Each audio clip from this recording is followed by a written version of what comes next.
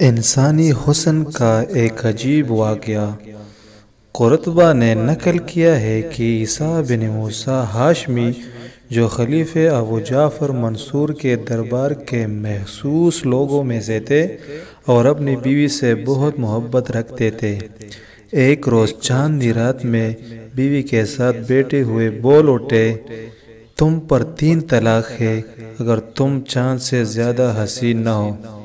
یہ کہتے ہی بیوی اٹھ کر پردہ میں چلی گئی کہ آپ نے مجھے طلاق دے دی۔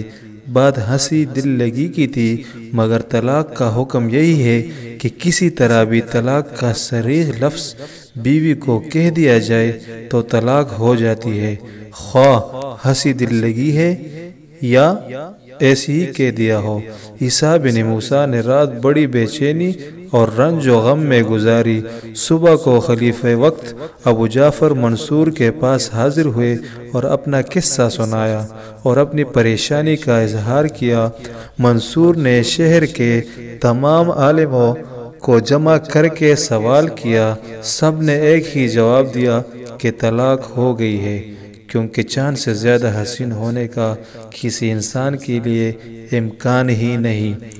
مگر ایک عالم جو امام ابو حنیفہ رحمۃ اللہ علیہ کے شاگردوں میں سے تھے خاموش بیٹھے رہے۔ منصور نے پوچھا کہ آپ کیوں خاموش ہیں؟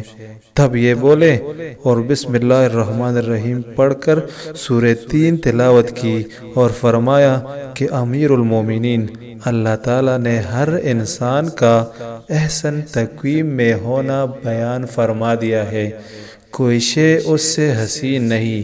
یہ سن کر سب علماء حیرت میں رہ گئے، کوئی مخالفت نہیں کی اور منصور نے حکم دیا کہ طلاق نہیں